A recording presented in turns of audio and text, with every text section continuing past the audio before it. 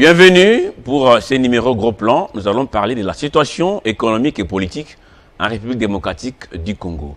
Une croissance plutôt atone avec la baisse des prix de nos matières premières. Une lecture faite par Congo Challenge dont le sénateur Matata Mpogno est éditeur responsable. Et pour ce numéro, nous allons recevoir pour vous Yves Togba Boboy, expert économiste chez Congo Challenge. Bonjour et bienvenue. Merci, bonjour monsieur Gresman. La première question à vous poser, parce que les Congolais entendent parler souvent des Congo Challenge. Congo Challenge, qu'est-ce? Oui, merci pour votre question. Congo Challenge est une entreprise de conseil qui intervient dans l'accompagnement des gouvernements, non pas seulement le gouvernement congolais, mais des gouvernements de pays africains aussi. Et Congo Challenge intervient dans l'accompagnement des institutions internationales, notamment des entreprises, dans la réalisation de leurs études. Ça peut être des études de marché, des études basées sur le projet de développement. Congo Challenge accompagne ces institutions. Et Congo Challenge accompagne aussi ces institutions dans la réalisation, dans la conception et dans l'implémentation de leurs projets de développement et programmes de développement. Et en dehors de la partie études et conception et élaboration de programmes de développement, Congo Challenge intervient aussi dans la réalisation de rapports mensuels et quatrimestriels que nous réalisons chaque mois et chaque quadrimestre. Déjà combien de mois, d'années d'existence? Congo Challenge existe depuis 2017. Je pense que depuis 2017, nous intervenons dans l'accompagnement du gouvernement congolais, et notamment de certaines institutions congolaises aussi, et notamment de certains gouvernements comme certains pays africains. Et depuis 2017, nous sommes aussi dans l'élaboration des notes conjoncturelles sur l'état de l'économie congolaise généralement. Alors, les analyses que vous faites chaque mois, chaque trimestre, concernant la situation non seulement politique, mais surtout économique de notre pays, est-ce qu'elle est teintée des couleurs politiques ou vous êtes comme un cabinet neutre qui fait des analyses neutres selon les savoir-faire? Merci. Ce qui nous caractérise, c'est notre neutralité et la pertinence de nos analyses que nous faisons, parce que nos analyses sont très neutres et n'ont pas de couleur politique, parce qu'en dehors des entreprises et de ménages, il y a les ambassades qui sont intéressées aussi par nos analyses que nous publions chaque mois, ce qui montre à suffisance que nos analyses sont vraiment très neutres et ne dépendent pas d'un parti politique ou d'un groupement politique. Ah, très bien. Guilain Lukinga, on va voir cette première affiche.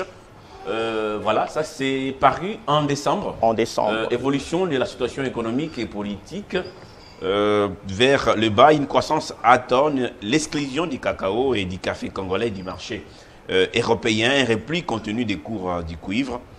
Quelles sont les perspectives pour la RDC? C'est la grande question que vous vous posez au niveau de cet article publié en décembre. Alors, quels sont les grands points traités dans ces documents? Oui, tout d'abord, vous savez que l'économie congolaise est une économie verte. Ça veut dire qu'elle est sensible à la fluctuation et à la conjoncture internationale. Nous commençons d'abord par faire un état de la conjoncture internationale. Ça veut dire que Congo Challenge fait des analyses sur l'état de la demande globale, parce que c'est cette demande globale-là qui influe sur la demande de nos matières premières sur le marché international.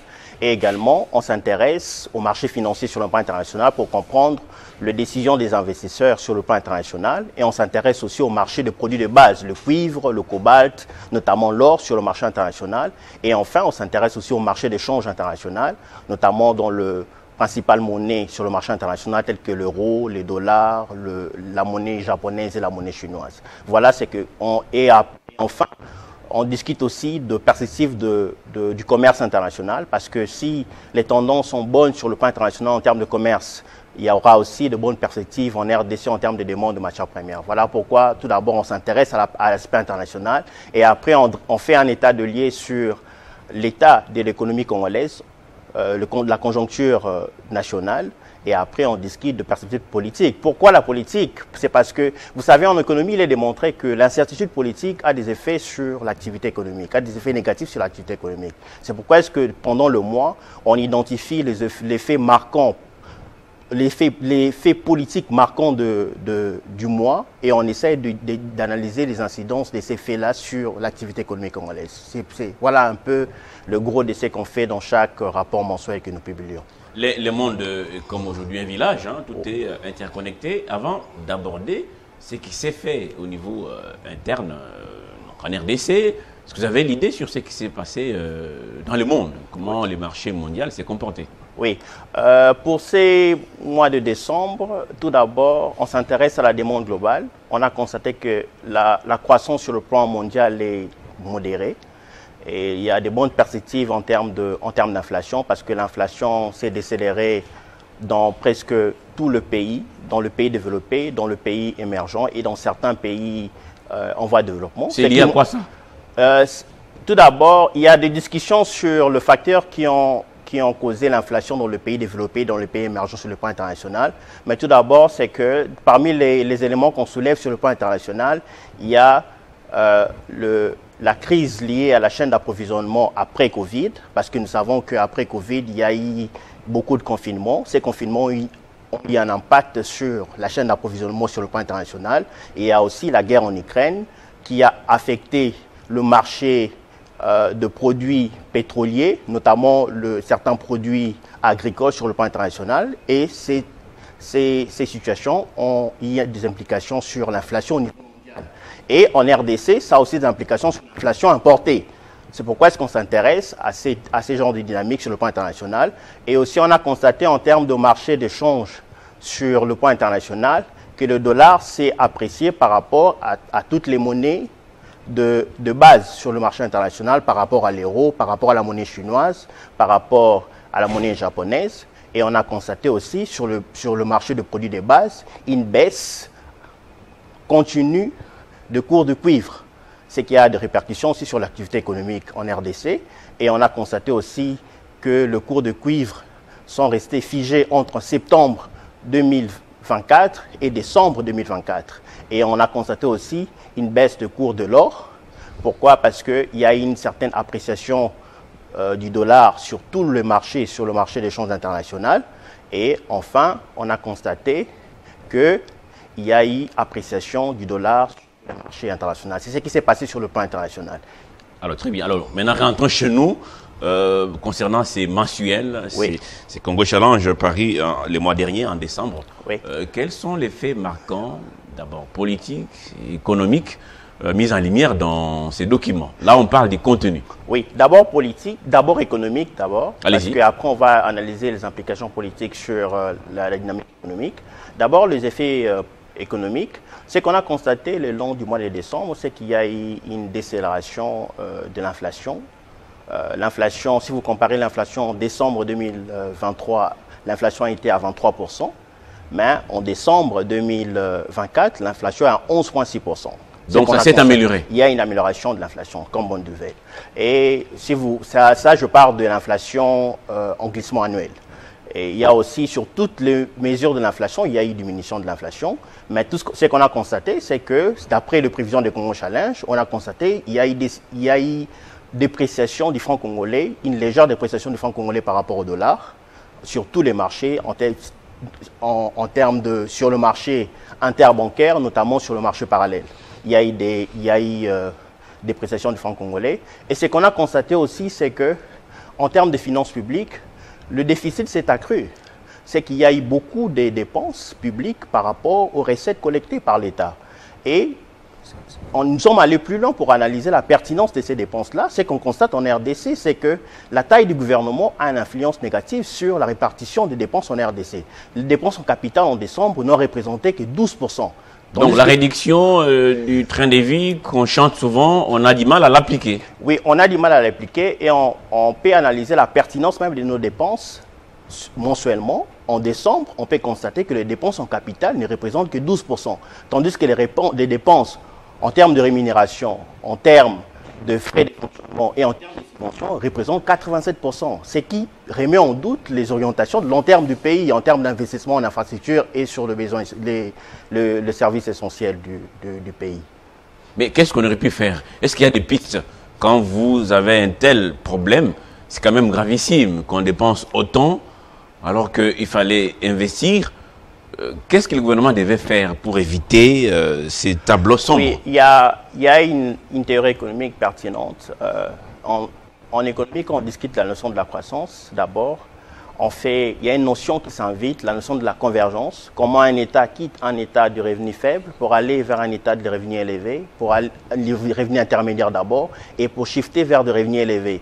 Et il y a une autre notion qui s'invite, la notion de la contribution du progrès technologique sur... Je vais revenir sur les recommandations.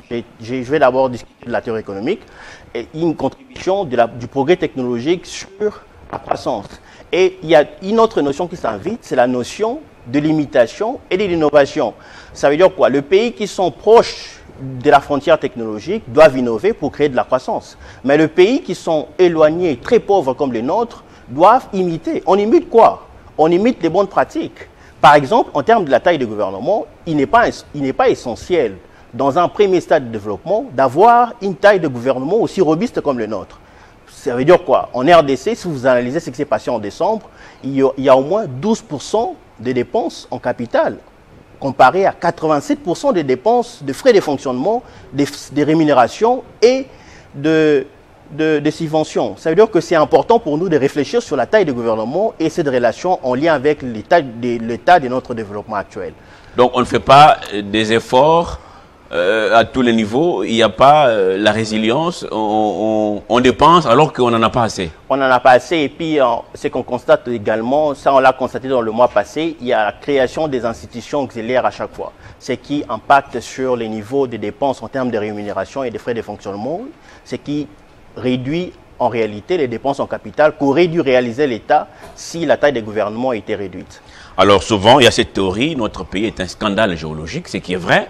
Oui. Il y a beaucoup de matières premières ici, notamment les cuivres, les cobaltes, et notre économie, en tout cas, dépend de ces matières-là. Aujourd'hui, on a constaté qu'il y a une baisse du prix du cuivre. Est-ce qu'il y a un impact sur notre économie? Oui, il y a un impact sur notre économie. Tout d'abord, il faut comprendre sur le plan international qu'est-ce qui a affecté cette dynamique de prix du cuivre. Vous savez qu'en RDC, 80%, je peux même dire 90% de nos produits, de nos matières premières sont vendus en Chine. Ça veut dire quoi? C'est que la RDC est sensible à la dynamique de l'économie chinoise. Aujourd'hui même, on a publié le taux de croissance de l'économie chinoise qui est chiffré à 5%, qui habituellement était au-delà de 8%. Ça veut dire que le perspective de la croissance chinoise était incertaine en 2024, ce qui a influé sur la dynamique de prix de matières premières, prise en considération aussi la demande, la baisse de la demande sur le plan international. Donc, c'est ce qui explique la réduction de prix étant un demandeur important de matières premières sur le plan international de cours de cuivre. Et la réduction de cours de cuivre, prise en considération la baisse de la demande globale sur le plan international, affecte la production des entreprises publiques, les entreprises qui produisent le cuivre. C'est-à-dire que les entreprises qui produisent le cuivre doivent en réalité produire une quantité réduite. Et en dehors de ça, ça affecte aussi le recette publique. L'État qui taxe en réalité, qui impose les entreprises publiques devrait en réalité, en cas de baisse de prix, collecter de recettes publiques réduites à cause de la diminution du prix du cuivre. Voilà un peu l'impact sur l'activité économique. Et il y a aussi, si vous comparez l'implication sur l'exécution de la loi des finances 2025, pourquoi? Parce que la loi des finances 2025 prévoit un taux de croissance de 6%. Ça veut dire qu'avec la réduction du prix du cuivre, avec la réduction de cours de cuivre, avec la réduction de la production, prise en considération l'importance de la production minière sur la production totale en RDC, on va avoir des difficultés à réaliser un taux de croissance de 6% qui est largement inférieur pour un pays qui veut atteindre un niveau de revenu intermédiaire. Alors, nos matières premières, ça c'est une question que je vous pose, en tout cas, oui, partent toujours à l'état brut. Oui. Est-ce que ces matières sont vendues au prix réel? Oui. Ou c'est l'acheteur qui vient nous imposer les prix et nous n'avons aucune possibilité d'engager une discussion? Oui, pour avoir la possibilité d'engager une discussion, ça doit dépendre de notre participation de la chaîne de valeur de matières premières sur le plan international. Vous venez de dire tout à l'heure que la RDC ne participe que dans la production de matières brutes. Ça veut dire que le prix est déterminé sur le marché international. Ça veut dire que la RDC n'a pas d'influence sur ce prix sur le plan international. Et pour avoir l'influence sur ces prix sur le plan international, la RDC devrait accroître sa participation dans la chaîne de valeur internationale. Et pour accroître la participation de la chaîne de valeur internationale, il y a une notion qui n'est pas souvent discutée en RDC, c'est la notion de la transformation structurelle. Généralement, on fait l'assimilation de cette notion à la diversification économique. C'est-à-dire qu'il faudrait qu'il y ait une réflexion. Avec des dépenses en capital de 12%, l'État devait en principe investir dans les infrastructures qui doivent créer un climat des affaires pour favoriser les investissements, pour que la RDC accroisse sa participation dans la chaîne de valeur internationale de matières premières. Vous voyez que, vu qu'on a ces genres de difficultés déjà, il y a la taille du gouvernement qui s'impose, il y a la notion de la transformation structurelle qui n'est pas prise en considération dans notre pays.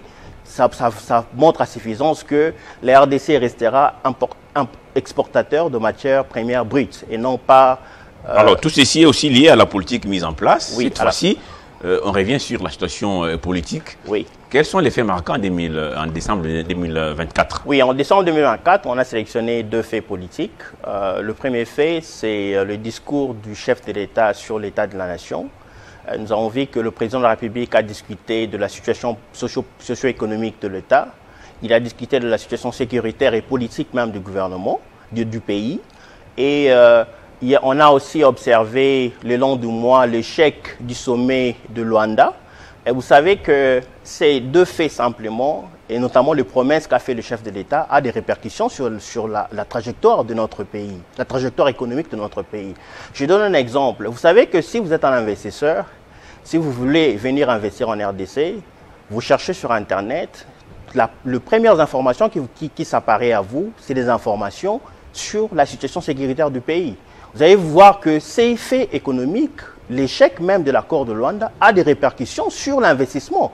Ça montre à suffisance que lorsqu'on a un cadre, un environnement des affaires qui n'est pas en bonne qualité, ça affecte aussi la décision même de la création d'emplois à long terme. Or, la croissance, le développement du pays à long terme, en dehors de la redistribution de revenus, est déterminé par le niveau d'emploi que crée un État. Vous voyez à quel niveau la situation sécuritaire du pays a un impact sur la trajectoire économique du pays. C'est ça que je voulais... Selon certaines opinions, le monde asiatique nous a envahis. Vous avez des Arabes, des Chinois, des Indiens.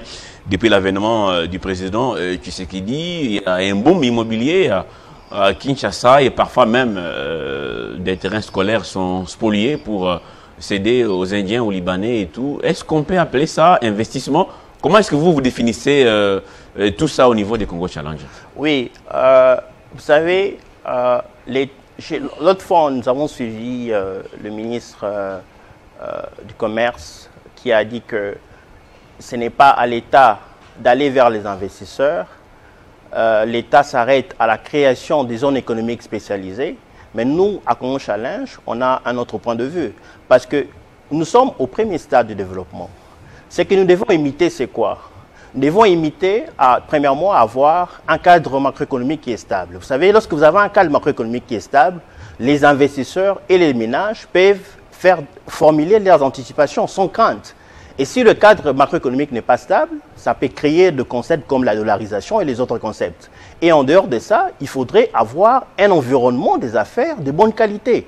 Par exemple, on n'a pas un environnement des affaires de bonne qualité. C'est ce qui fait en sorte que les investisseurs qui intègrent le pays ne sont pas des investisseurs sérieux, en partie. Il y a certains investisseurs qui sont sérieux. Ils se sont donc adaptés à notre désorganisation, c'est ça? Vous savez, ceux qui viennent. Vous savez, dans un pays, ça existe en Afrique même en Asie, le pays que vous avez cité, pour investir, en 3 jours, vous créez votre entreprise juste en vous enregistrant sur Internet.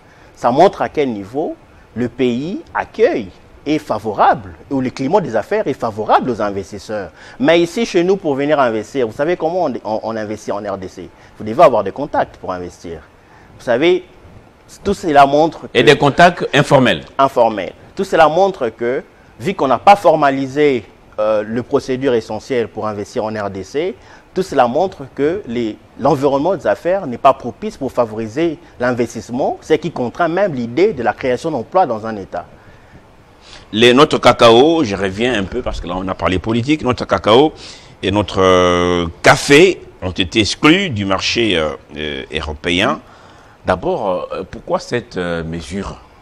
Oui, tout d'abord, je dirais, en dehors de restrictions tarifaires, il y a des restrictions de qualité. Ça veut dire quoi? C'est qu'on exige à ce que certaines qualités de vos produits, certaines exigences soient remplies afin que les pays importent vos produits. Ça veut dire que, prise en considération que ces exigences ne sont pas remplies, le pays n'exportera pas vos produits.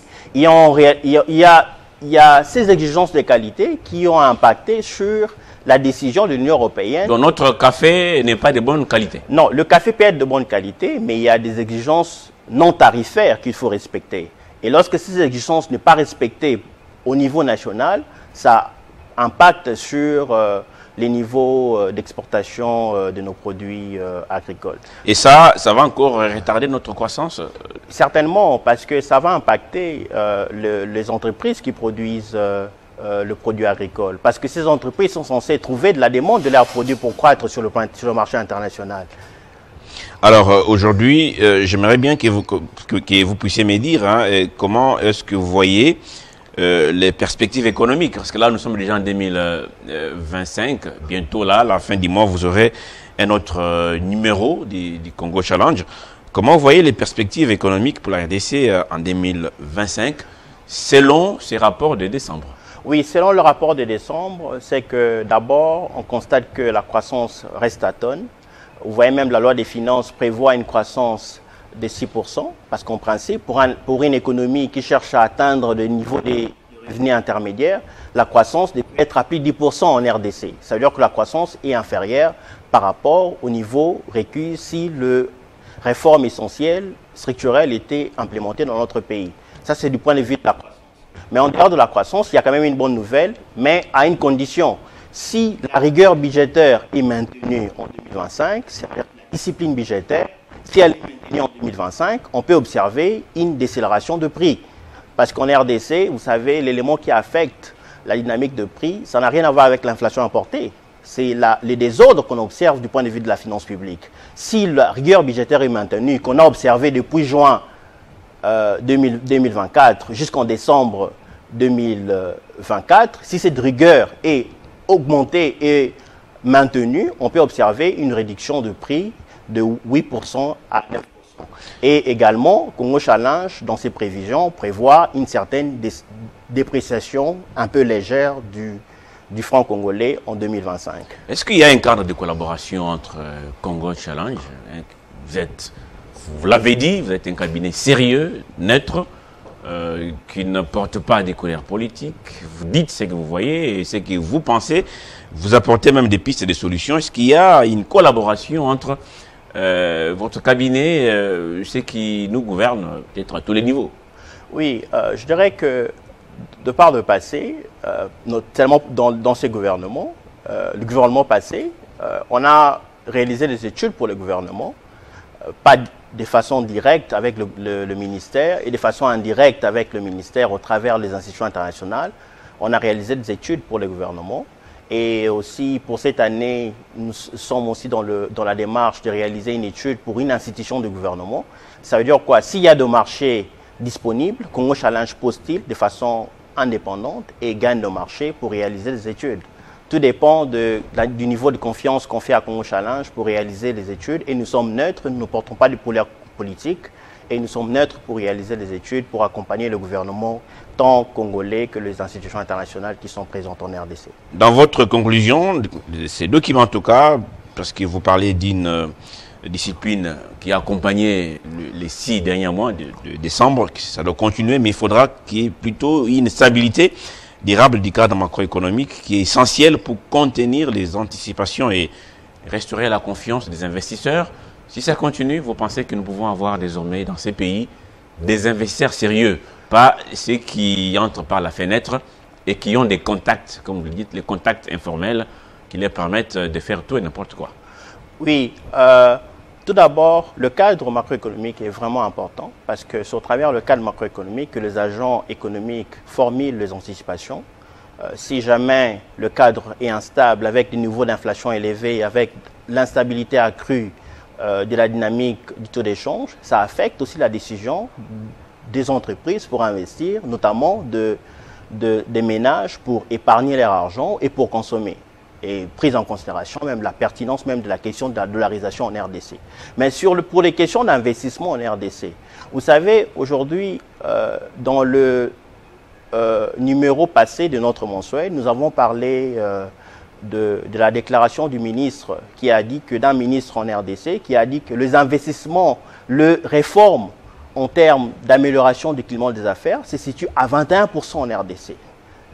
Cela montre à suffisance que l'environnement des affaires n'est pas propice à ces jours pour accueillir les investisseurs, pour attirer les investisseurs en RDC. Ça veut dire quoi? De réformes importantes devaient être implémentées pour d'abord améliorer le climat des affaires de notre pays et aussi s'investir dans l'attraction ou l'attractivité dans nos zones économiques spécialisées que nous avons créées. Vous savez, si vous avez une zone économique spécialisée comme Maluku, par exemple, vous avez besoin des entreprises pour s'implémenter dans cette zone économique.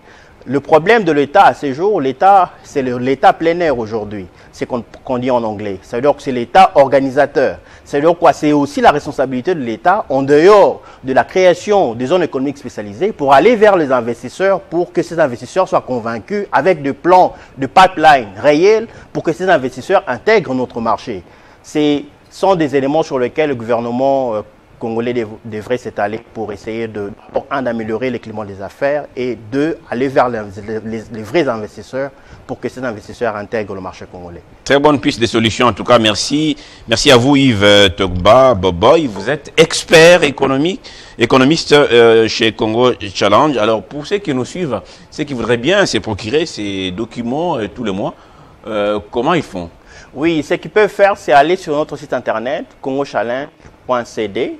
Ils peuvent télécharger le rapport mensuel de décembre 2024 qui est disponible sur notre site internet et notamment sur les différents réseaux sociaux, notamment LinkedIn ou Twitter ou Facebook. Ils peuvent chercher Congo Challenge et ils trouveront le dernier numéro de notre revue mensuelle que nous avons publié. Merci et bon vent encore une fois à Congo Challenge, dont les sénateurs Matata Mponyo Mapon est éditeur responsable. Merci beaucoup. Merci d'avoir été parmi nous. Merci. Merci à vous tous qui nous avez suivis de partout à travers le monde. Le prochain numéro du Gros Plan, c'est dans quelques jours.